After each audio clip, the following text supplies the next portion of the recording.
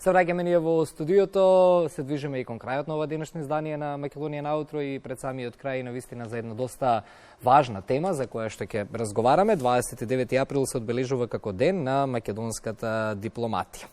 За регионалните иницијативи за европската интеграција, за тоа како ќе се одбележи 29 април годинава и всушност за значењето на дипломатскиот клуб Скопје. Утрово разговарам со тројца господа, наши поранешни дипломати. Добро утро за господинот Огнен Малески, председател на дипломатскиот клуб Скопје. Добро утро за господинот Виктор Габер, секретар на дипломатскиот клуб, и господин Драган Јањатов, член на дипломатскиот клуб. Добро утро и добре ни дојдовте. 29 април, ден на македонската дипломатија. Ајде почнуваме, господине Малески, поред околу одбележувањето на самиот ден. Да. Една од врските на дипломатскиот клуб која сама се ја зададе е соодветно да ги одбележува поважните датуми и личности врзани за македонската дипломатија. Мислим дека тоа важно и за сегашноста и иднината, особено за младите македонски дипломати. За жал, заради коронавирусот имавме една пауза. Последниот таков голем настан беше пред 3 години, кога одбележавме 50 години од македонската дипломатија. Ние датумот го земаме, датумот кога е формиран биро за документација, кој е никулец на подоцнежниот развој на институцијата, која преоѓа во Министерство за надворешни работи со прогласување на независноста. Значи, тогаш имавме одбележување на 50 години на дипломатијата, македонската дипломатија, 10 години од формирањето на дипломатскиот клуб и 5 години од почетокот на издавањето на дипломатскиот летопис, една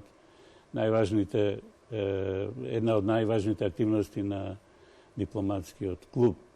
Оваа година, сега во четврток на 27-ми, подготвуваме една панел дискусија со учество на еминентни личности, почнувајќи од председателот на Републиката, господинот Стево Пендаровски, како воведничар, со учество на заменик министерката за надворешни работи Фатмире Исаки, амбасадорот на Европската унија во Македонија господин Девид Гир, потоа извршниот директор на Стопанската комора господинот Пешев и генералниот секретар на инвестицијскиот форум на Стопанските комори на Западен Балкан, господја Штериова Душковска. Тука е и нашиот колега, амбасадор и член на дипломатскиот клуб Јован Теговски, кој и самиот беше активен во регионалните иницијативи, службувајќи во 2 мандата во регионалниот совет за соработка. Така што со присуство, учество и на членови на дипломатскиот клуб, но и поддршка и соорганизација од страна на Американскиот коледж. Тука ќе има и студенти, и секако и јавноста ќе биде, и новинарите ќе бидат поканети. Мислиме дека тоа ќе биде значаен еден настан. Морам да кажам дека остваруваме соработка со повеќе научни институции. Со МАНУ го организиравме настанот посветен на поранешниот председател Киро Глигоров, за тоа има и посебна публикација овде. Исто така имаме соработка со Факултетот за безбедност, организиравме еден голем настан посветен на предстојното членство во НАТО, кој за среќа се реализираше многу брзо потоа. Соработуваме со правниот факултет во Скопје, така да ја продолжуваме таа традиција на соработка со научните институции и мислиме дека е тоа добра синергија. Така. Господине Габер, со вас околу почетоците на самиот дипломатски клуб Скопје, кога почнуваат активностите на клубот, кога се формира? Почнуваме кога свативме дека на нашата дипломатија е потребен еден поинаков однос на општеството генерално, на државата, ако сакате, односно дека треба на други основи да се постави дипломатијата за да биде стварно прав заштитник и промотор на интереси на државата.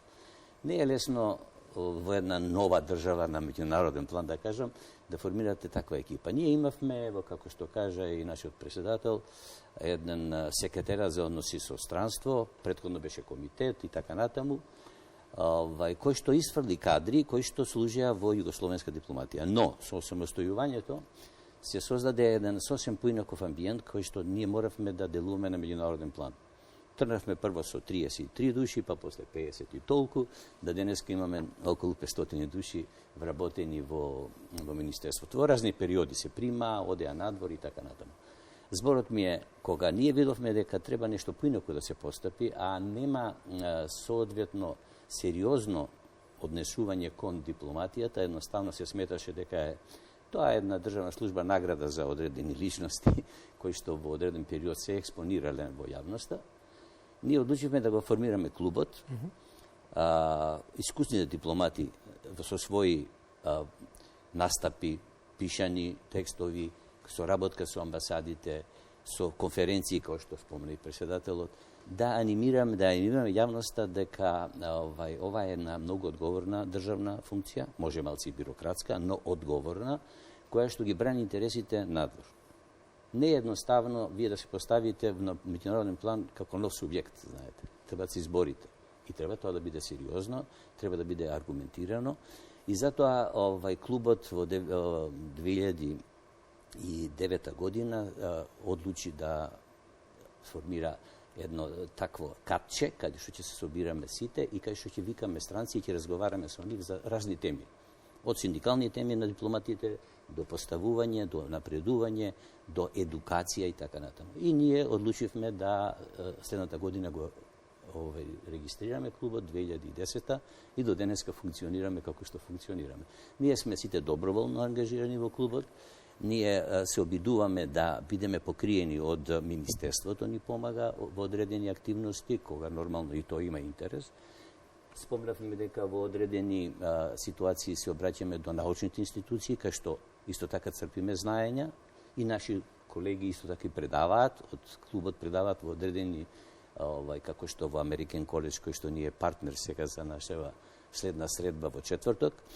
Така да функционираме на начин кој што остава траги. А тоа е преку нашиот дипломатски летопис. Имаме тука бившиот главен уредник со години и многу сме задоволни бидејќи се чита и да ви кажам дури се наоѓа во некои меѓународни библиотеки кои што се занимаваат со овие меѓународни односи, меѓународно право, дипломатија и слично.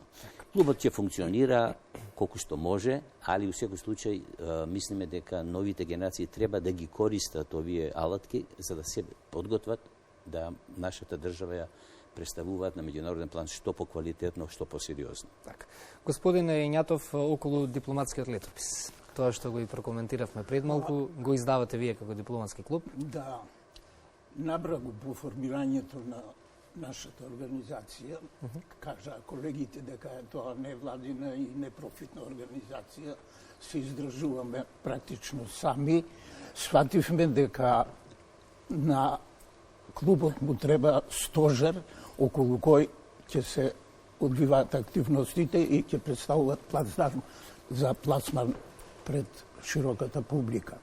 И тогаш го формиравме списанието.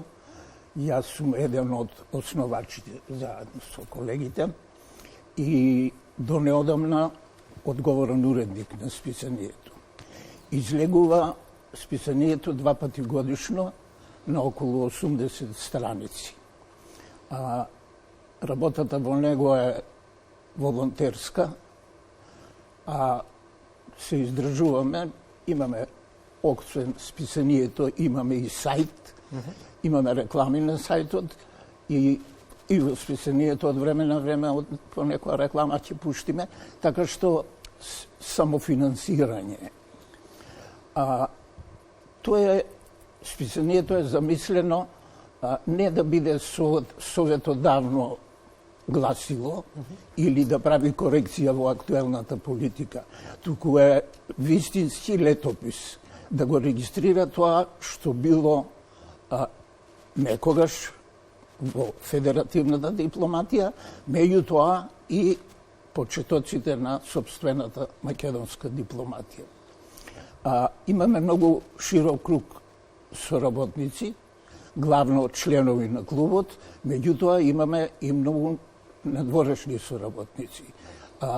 Голем број странски амбасадори, значи, учествуваат во списанието, учествуваат научни работници од МАНУ, од Институтот за национална историја и од други институции. Неколку податоци за илустрација. До сега имаме издадено, сега го подготвуваме 15-тиот број, и тоа се некаде околу 1200 страници материјал. Во него се поместени над 800 наслова. Тие се од разни области, од меѓународните односи, од меѓународното право, од дипломатските релации меѓу Македонија со другите земји и на разни теми. Имаме воспоставено постојани рубрики што ги негуваме. Една од нив е, да речеме, Македонска дипломатска галерија, каде што се подсетуваме на нашите дипломати и порано и сега. Потоа имаме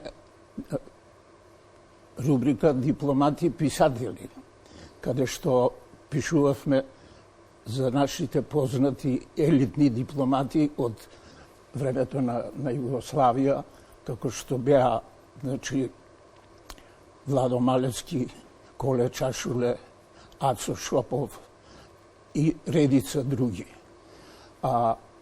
Имаме и други рубрики и се трудиме тоа да остане како еден траен документ за тоа што се случувало во нашата дипломатија. 29 април уште еднаш останува при крајот разговорот, само да кажеме дека ќе се одбележи денот, така? Со настан, така? Да, со голем настан на кој сте и поканете и се надевам дека ваши колеги ќе бидат присутни. Така. Ви благодарам многу за гостувањето и сега и како поранешни дипломати да го искористам вашето присуство за еден краток одговор. Македонија во кој правец се движи, некако се наоѓаме цело време во некои пресвртници, еве сега итаме кон Европската Унија, веруваме малку оптимистички да дадеме надеж. Па секако дека трајна, да кажем, определба на сите фактори во земјава е да се приклучиме кон развиениот свет. Така. Индикациите се дека тој развиен свет е Европската Унија, нели? Ние влеговме у НАТО, патот кон Европската Унија води кон овие пречки кои ни се воспоставуваат од време на време. Како ќе ги совладаме, тоа зависи од нас, пред се од нас. Тоа е моје мислење, верувам дека и на колегите, али ние како дипломати знаеме дека нема напредок на земјата ако сте затворени. Ако немате перспективи или не отварате визија за новите генерации, жртвите се секогаш пред нас. Проблем како ќе ги совладате тие препреки за да одите напред. Тоа е, мислиме дека ќе успееме. Ако има време, јас би додал. Ние во нашата концепција уредувачка даваме апсолутно поддршка на интегративните процеси и на Македонија и на регионалните иницијативи како што е Западен Балкан, Берлинскиот процес и така натаму. А многу важни за државата. И да додадам, извини. И уште е едно прашање, сега ни е тоа актуелно и го третираме, обновувањето на значењето и улогата на лекторатите по македонски јазик во Европа и во светот. Не сакав да додадам една генерална констатација.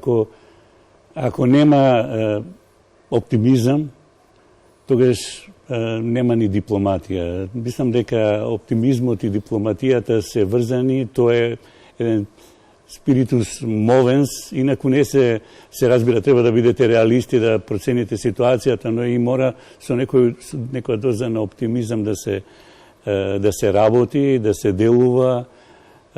Инаку, мислам дека нема дипломатијата да биде успешна, доколку и отсуствува таа доза на оптимизам. Ви благодарам за гостувањето, посакувам убав настан.